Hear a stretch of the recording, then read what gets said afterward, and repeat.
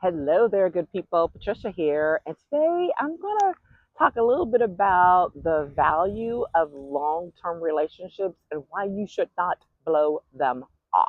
Okay, so before we get going into that, please remember to hit the like, thumbs up, subscribe buttons to help push this channel out and get more people connected as we talk about all things that affect you and that are worth celebrating for yourself, your relationships, your career, your personal self care, and those things that help empower you all along the way. Okay, because this is, Patricia, a little more relaxed, right? And I know some people are like, really? Like, yes, really. So that said, I had the most pleasant surprise earlier this week. Long story short, my childhood mentor slash second mama um, called me out of the blue to check in, like a real phone call. And her name popped up on my phone, and I was like, oh my gosh. And still working on nervous system regulation, because when you hear from someone you hadn't heard from in a little bit, you automatically think, oh no, something's wrong. What happened? There was nothing wrong. It was simply she had been told by another person who had been trying to get in touch with me, but they hadn't been able to. So she scrolled through her phone, saw my number, and said, let me check this number and see if it works. And that proceeded to lead into a catch up conversation of almost an hour with her and her husband, and me sharing catch up pictures and sending them to her of my family, all of these things. We had not talked, like this wasn't face to face, but we had not actually heard each other's voice, I should say, in quite some time. And this is someone who I respect greatly, always have.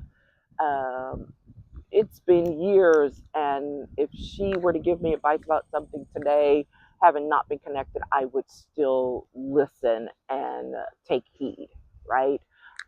This is the person who, when I was growing up, especially by the time I got to high school and college, who, I was babysitting their child from the womb. Like, once he was old enough for me to take care of as a teenager, I was taking care of him. And when I had troubles, with college, my first year, and was like, oh, what am I gonna do coming back? She was the person who took me to make things happen and to get things done, because she was the person I would listen to. And I was not one of those hard heads or anything like that. I was just very much a perfectionist. I was very much in my head, in my space. And this is someone who I respected as a uh, educated, degreed Black woman, who was involved in her church and community and gave back to us in so many ways. We joked and talked about. I told her, I said, I'm the reason why I have any culture. I mean, she's the reason I have any culture today, because they had us in uh, attending ballets and shows and different things as part of the education committee at the church, right? Like, we were getting to go do all of these cool and fantastic things that I now recognize I've passed along to my own children, and saying, hey, you got to make sure you get out there, getting exposed to things that you might not otherwise have gotten exposed to. Those what's the word, kind of the manners classes. There's a word, it starts with a C. I'm just going blank on the word, but anyway, like, I can remember those courses and those classes in her house, and what we were doing. It was just so many things that just came gushing back up. And then after that really fulfilling conversation, and before I could totally digest it, the next day, the next morning, I get another call from another one of those people who was a mentor, who it was so funny. And it's the person who had been trying to reach out to me when he was traveling back and forth to where I live now, because of course my mentor had called him and said, "This number works for her. Call this number." And there he was, and he and his wife called me, and I was just so overjoyed by that, by the sincerity of the check-in, by it was as if 40 years had not passed.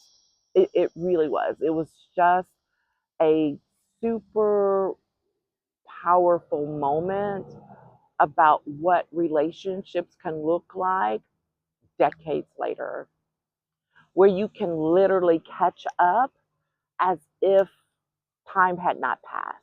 And that's not in the way of, oh, being treated like I'm still a teenager or a child or in college or something like that, but from the perspective of respecting that, hey, we always knew you were going places, so tell us where you arrived. Ah, man, I'm gonna have to go back and dig into that, because that's really what it is. It's like we always knew, so it was just an assumption. Tell us where you are. Tell us how things have developed. Tell us what we missed out on. And this is that piece that I've always talked about when I talk about my mentors and mentorship from a professional standpoint. This is much more from a personal one, even though there was overlap, right? Because my mentor, she was absolutely someone I respected for her career. Um, uh, she spent decades as a professor, and and that was one of those things, which is like being able to look up to someone um, who was doing the thing, right? It may not have been the exact thing that I wanted to do, but I could look up to them and know that going beyond where you are right now is totally possible because they did it. I'm looking at someone who did it, and was still doing it. Her husband had started businesses and whatever, and we talked about that and how it has expanded, just so many things. But here's the thing: when I've shared comments about that in terms of professional mentorship, I talk about my mentor um, from when I was in college and beyond professionally, who it's the same thing. Like, we may not have physically spoken to each other in quite some time, but she checks in with me, and I know she's checking in because I see her pop up in my LinkedIn. And as a matter of fact, it's just the timing of this. This didn't even instigate this conversation, but she literally popped up in my LinkedIn.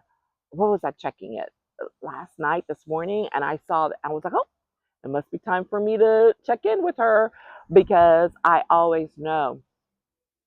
And here's the thing: people are so often worried about who they can connect with right now, today, in the moment, and what that looks like and what they can get from them, when sometimes you're missing out on this rich reservoir of relationships. I can't even get it out. It's a tongue twister. But this rich reservoir of relationships that you haven't dipped into in years.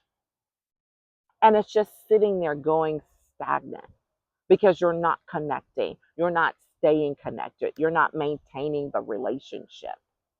Now, does that mean you have to talk to someone all the time to maintain a relationship? Absolutely not. I just described to you how that doesn't have to be, but it's the depth and the breadth of time that you put in on the front end that feeds you so many months, years later, so that you know that you could pick up where you left off and you can continue on. And that's just something that I continue, and will always talk about and remind people. Is like, why are you wasting all this energy running around trying to start something new when you have a whole lake of things and people already in existence that you're not tapping into? And so that's what I really want to encourage you to do today is remember, like go dip into the lake of relationships you've already built, that you've already laid the foundation for, right? You don't have to go utilize and generate new energy unnecessarily. Is it necessary sometimes? Absolutely. You moved, you shifted, you got to do some things. And it does not mean starting from scratch all over again every single time. That is so exhausting, y'all. I know this because I used to do it. And as I progressed and as I started teaching and sharing with others the importance of creating and building authentic relationships that last, I also recognize I'm like, I don't have to be starting from scratch all the time.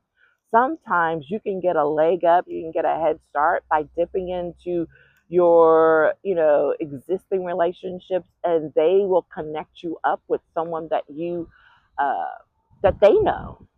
And so there you are getting a fresh start with someone because of an existing relationship. So that those opportunities just keep flowing. I have no idea where these conversations that I just had this week are going to take me next. All I know is they did not happen by accident, that they are absolutely going to give direction to something fresh and new. A little part of me, and I'll probably save it for another video, is like, oh my goodness, what does it mean to have these folks from the past pull forward and, shore up little Patricia in today's time? That's kind of one of the things I'm feeling is going to happen. And I don't know where that's going to lead. So I'm going to let that sit there for a moment. Because if that's the sole purpose of those conversations, I'm perfectly okay with it. Because in truth, I needed that, right? I needed that shoring up, that remembering of, hey, we love you. You were doing fantastic things back then. We know you're doing fantastic things now. You're building, you're creating a great family. You're doing, whatever it is, your business, whatever. We know, and we still believe in you. If that is the sole purpose of those calls this week, I'm good. And I suspect there's more to it. So I'm going to let that sit, and we'll circle back around and see what that sounds and looks like. But here's the thought for you today. Where do you need to take a moment and be willing to receive uh, a return of somebody, to say hello? I'm not talking about nasty relationships or things that were questionable, but genuine relationships that just kind of fell off for no reason, or just time and age and whatever? Are you open to reconnecting on some of those, and or reaching out yourself? So whether you're open to having someone reach out to you and be open to what those opportunities may lead to or develop, and recognizing that if there's something you want to do now that you're trying to get done, you don't have to start from scratch. Go reach out to those relationships you already have. Do a little homework. Go sit for a minute and think about it. Because I know I'm sitting thinking about, oh my gosh, who else have I not talked to in such a long time that it would be totally awesome to speak to right now in this moment. You don't have to want something. You don't have to need something. As I always teach and say, sometimes it's just about the reconnection, because what it builds on and provides may be in the future. You don't even see it yet. That doesn't mean you don't take the time out right now to engage in it, right? You're building for future you. So what are you willing to do for future you today? Ah, I think that's where we'll end. I hope that you will take the time this week to celebrate you, um, Give celebrate one little thing. It doesn't matter. Nothing's too small. Um, Celebrate that win, and remember to stay empowered, to be empowered about your decisions, about your choices, about your people. And we will check in with you in the next video. Take care.